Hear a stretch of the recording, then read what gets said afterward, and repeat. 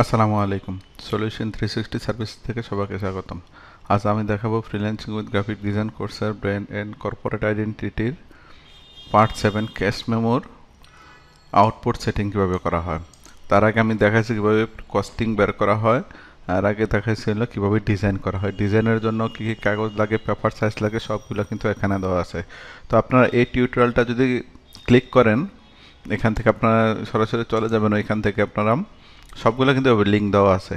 তো এখানে যে আপনারা দেখতে পারবেন আসলে পেপার সাইজটা কিভাবে হয়, মানে কীরকম পেপার সাইজ হয়।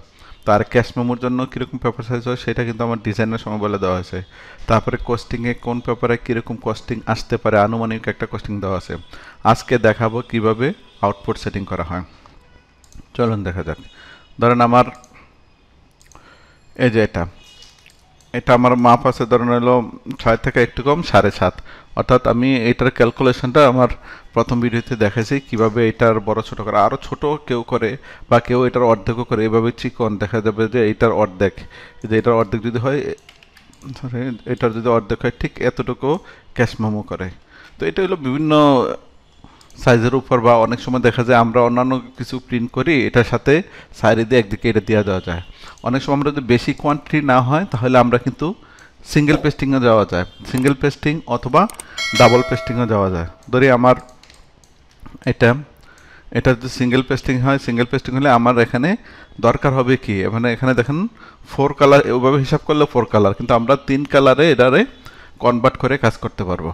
ধরেন এটার যদি সিঙ্গেল সেটিং হয় তাহলে আমাদের রেজিস্টার মার্কা সবসময় গ্রিপার মার্কটা হবে আপনার হরিজেন্টাল দিকে, অর্থাৎ হরিজেন্টাল যেদিকে বেশি হয় ওইদিকে দিবেন। তারপরে হলো আমার দিতে হবে রেজিস্ট্রেশন মার্ক। এই রেজিস্ট্রেশন মার্ক কোথায় পাবেন?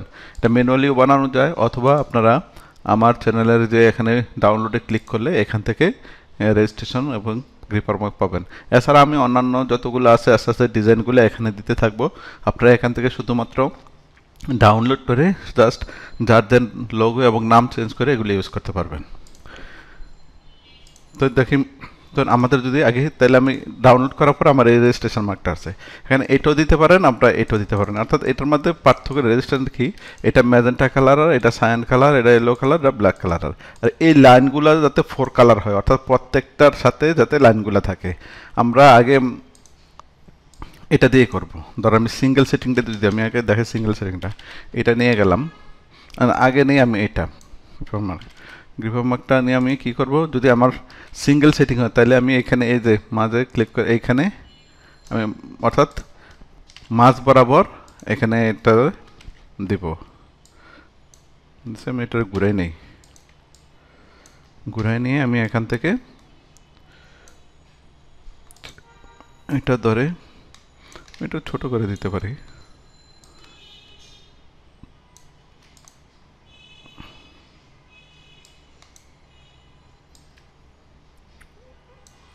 ছোট করে দিলাম, দুদিকে আমার এটা একটু ছোট করে দেই।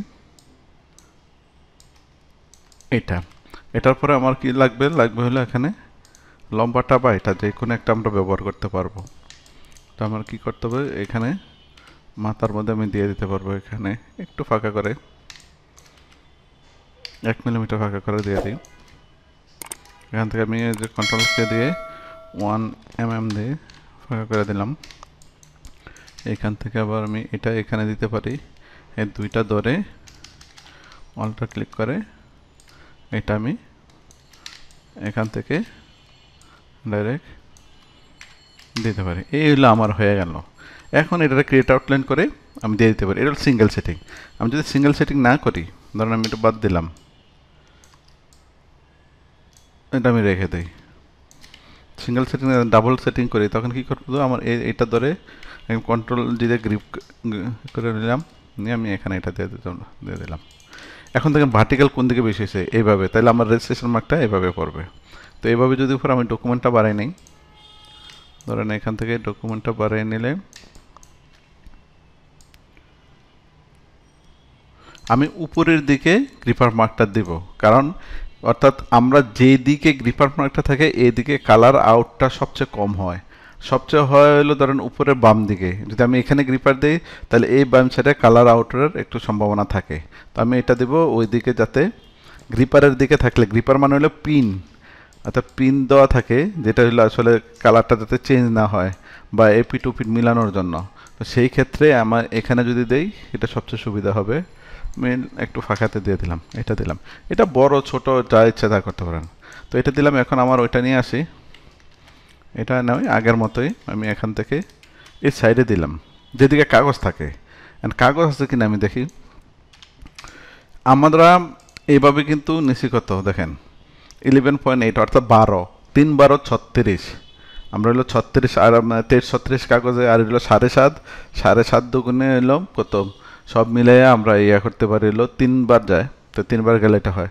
তো এইভাবে নিলে একটু কাগজ বেশি কম আমরা রাখতে পারি। এইটা দেখেন, এটা নিয়ে গেলাম এখান থেকে এখানে, এখানেও রাখলাম একটু দূরত্বে, এটা রাখলাম একটু দূরত্বে। ধরেন এ আমার সেটিং হয়ে গেছে। এখন সেটিং হয়ে গেলে আমরা কি করব, আমি দুটা ডাবল সেটিংয়েরটা দেখাই, তারপরে অনেক অ্যাপস মানে টু অ্যাপসেরটাই দেখাচ্ছি। কারণ আমার এইখানে দেখেন এই কালারগুলোর জন্য আমি একটা প্যান্টন কালারের মতো একটা স্পট কালার তৈরি করছি। এই স্পট কালার টিউটোরিয়ালটা কিন্তু আমি এখানে দিয়ে দিছি যে কীভাবে স্পসেস কালার, পট কালার বা কালার সেপারেশনের ইলেকট্রিসে কীভাবে কালার সেপারেশন করে। তো এইটাই দেখেন, এইটারে পার্সেন্টেজ কিন্তু এখানে এটা এটা সুবিধা ঠিকই। এখন যদি আমি এটার একটা কালার ছাপবো, এটা একটা কালার, এখন কালার চেঞ্জ করতে গেলে আমার এখানে ডাবল ক্লিক করে যদি আমি এইটারে আমি কি করব, এটা দিয়ে আমি সায়ানে, শুধু সায়ানে দিয়ে আমি এটার প্রসেস কালার দিয়ে, কারণ আমরা আউটপুট করতে হবে প্রসেস কালার হলো CMYK, cyan magenta yellow black. আমরা স্পট কালার হিসেবে আউটপুটে দিতে পারবো, কিন্তু আমরা সেপারেশন করে দেবো। ওকে করলাম।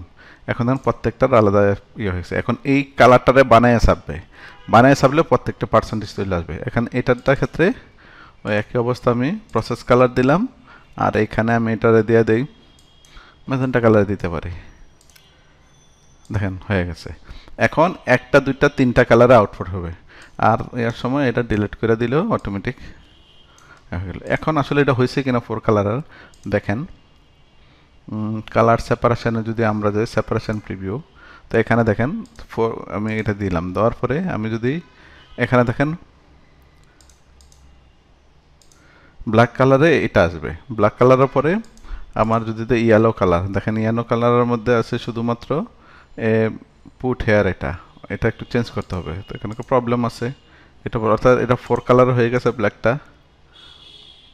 তাইলে আমার এখানে একটা প্রবলেম হয়েছে কি, তাহলে আমার এটা চেঞ্জ করতে হবে। এখানে যে এই কালারটা আছে, select same fields to colour, দেখেন এই কালারটা আছে আমার হলো সব কালারে মিলে। আমি এটা না দিয়ে ব্ল্যাকের 80% দিয়ে দিই। 80% দিতে পারি, এটা একটু ইয়া হবে। কিন্তু এছাড়া যদি আমরা দিতে চাই, আমরা কিন্তু আরও এটা করতে পারবো। যখন আমার ম্যাজেন্টা কালার ছাপা হবে, তারপরে আমার সায়ান কালার ছাপা হবে, এগুলোর সাথে কিন্তু অটোমেটিক ইয়েলো কালার চলে আসবে। এইটাতে আমরা দিতে পারি, কিন্তু এটাতে নাতে আমরা এক কালার দিলে সবচেয়ে বেটার হয়। যে আমি এটারে 80% দিয়ে দিলাম। এখন দেখবেন যে আমার ইয়েলো কালারে কিছু নাই। দেন ম্যাজেন্টা আছে, সায়ানে আছে, দেন পার্সেন্টেজ, আর হলো ব্ল্যাকে আছে। এটা কিন্তু সেপারেশন হয়েছে। তো এটা করার পর তারপর আমরা কি করব, এখান থেকে যে ক্লিয়ার গাইড করে দেব, সবগুলা সিলেক্ট করে আমরা কি করব, ক্রিয়েট আউটলাইন করে ফেলবো। যে ক্রিয়েট আউটলাইন, কন্ট্রোল আউটলাইন করা মানে হলো প্রত্যেকটা ফন্ট আলাদা ইয়ে হয়ে গেল। এখন আর ফন্ট নাই, ভেক্টর হয়ে গেল। তো এটা এখন আমরা কি করব, ফাইল, সেভ এস, অ্যান্ড আমরা দিব হলো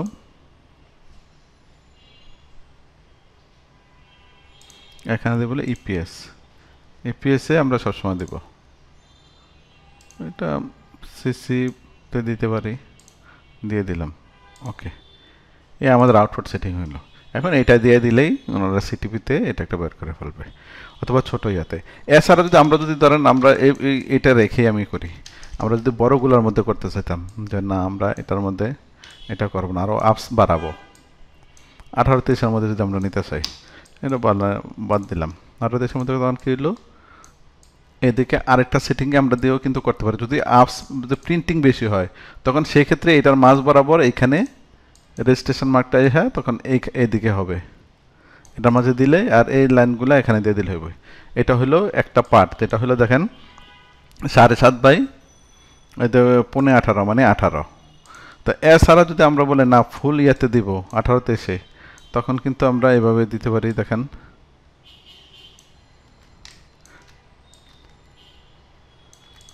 18তে এসে আমরা একটা সেটিং করলাম। দেখেন এখন সেই ক্ষেত্রে আমার ডকুমেন্টটা আমরা বড় করে নিতে হবে। ডকুমেন্টটা আমি বড় করে নিলাম এখান থেকে, এইখানে ডকুমেন্টটা এইখানে দিলাম। দেওয়ার পরে এটার মাঝ বরাবর আমি একটা লাইন ক্রিয়েট করি যে এটা মাঝে দিতে হবে। এখানে যদি আমি এটা মাঝে দেই, তারপরে আমার এটা নিয়ে গেলাম এইখানে, যে আমি এটা আমি এদিক থেকে এখানে দিয়ে দিতে পারি। এখানে যদি আমরা দেই, এরপর এটা আমরা বড় করে দিতে পারবো। এটা একটু বড় করে দিলাম, এদিকে বড় করে দিয়ে সেন্টার করে দিলাম। এটা হয়ে গেল। এখন এই রেজিস্ট্রেশন মার্কটা আমরা এই মাথায় দিলাম।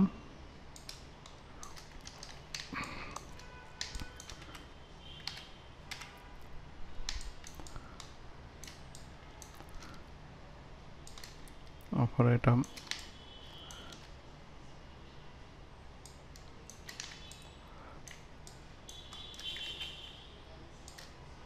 দিলাম, এটার দুইটারে ধরে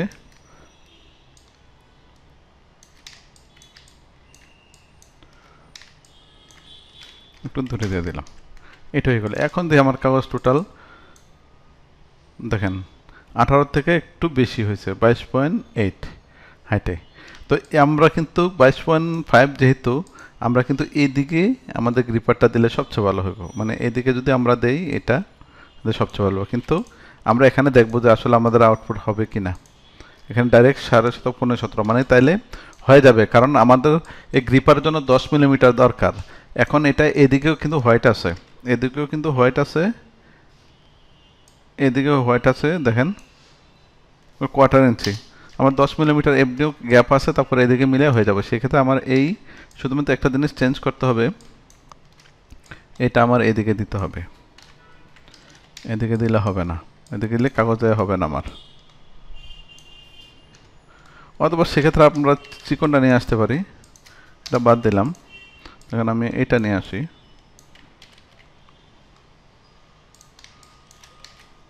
এটা একটু ঘুরাইয়া এটা আমরা এখান থেকে এটারে এখানে দিতে পারি 1 মিনিট দূরত্ব দিয়ে। এটারে আবার এখানে একটা, এটা দিয়ে এলো কালারগুলা মিলানোর জন্য।